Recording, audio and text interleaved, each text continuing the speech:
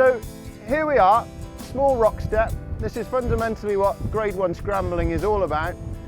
If we can come across a step like this and there's an easy line around it, maybe I'll take the easy line, maybe I want to have a bit of fun. And it's the sort of ground where I'm going to need my hands out of my pockets, and I want to think about what I'm doing with my feet and what I'm doing with my balance, with my centre of gravity. So let's look at footwork first of all. I'm going to try and keep my steps really small. Watch what happens if I take great big steps. So I'm going to take a huge stride, huge stride, huge stride. And each time I do that, my balance is getting pushed back and I'm going to get out of breath as well. So let me just show you that again with tiny little steps and we'll see the difference. So here we go. I'm really going to break this journey down now into some tiny little steps. And you can see already my body is much more in balance and much less being thrown back, which is going to be emphasised by the weight of a rucksack as well. So I'm much more in balance. And by taking those small steps, I'm also going to be much more able to breathe. So when you're out scrambling, slow things down, take small steps. I often describe it as the difference between scrambling and scrabbling. The other top tip, which works on the way down as well as on the way up, is try and move really, really quietly. So I'm going to move like a cat.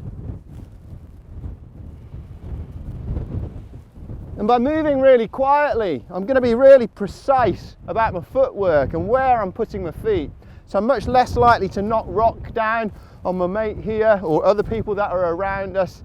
And I'm much less likely to slip or stumble over my own feet. So on that topic with rock being knocked down, we need to be aware of who's above us, who's about. If somebody does knock something down, they should shout below.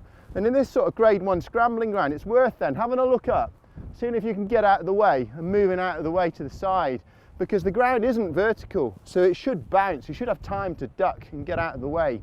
Equally, if we knock something down, it's up to us to give that warning call to the people that are below us. So just a good loud shout, below!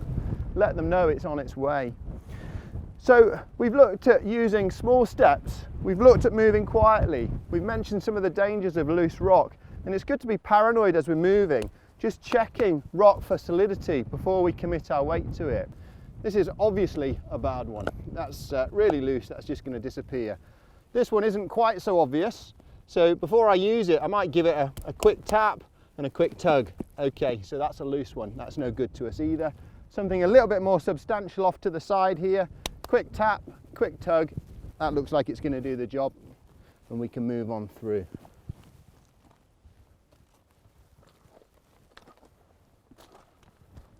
The other thing then that we want to have a quick look at is different styles of foot placement that we can use on this type of rock.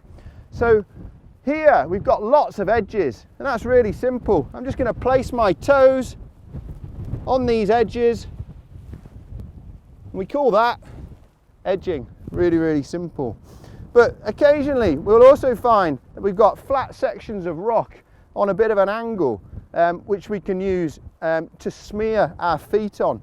And smearing works really well when it's dry, but doesn't work so well in the wet. And smearing relies on your balance being in the right place. So let's have a quick look at where that balance wants to be. I'm just going to use this smooth section of rock here. If I smear my feet and I lean into the rock too far, my feet just slide from under me. And especially when we're feeling a little bit frightened or a little bit nervous, we do have a tendency to lean into the rock. That's just going to push our feet out from under us. So we want to try and maintain this upright stance, all right? So smearing is about trying to get as much rubber in contact with the rock as possible, and it's about keeping the balance in the right place. So where's the right place? Let me just demonstrate that for you. You can try this at home whilst you're watching if you like. So stand with your feet sort of shoulder width apart and then just lift one foot off the ground and stand on the other foot. And just look at where my nose has ended up. So my nose has ended up above the big toe of the foot that I want to go in balance on, all right? And that's a nice neutral balance position. So if I want my foot grip to work on this smearing, if I place that foot and bring my nose over the big toe of that lead foot and push up on it, my balance is in the right place, all right? So keeping the balance in the right place, think nose over the big toe. And remember, if it's wet, smearing is generally a lot less effective, so we'll try and avoid it.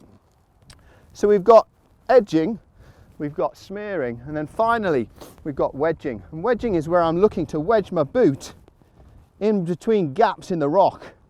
It's not such a good one there, but you'll often get it on cracks where you can wedge your boot in a crack.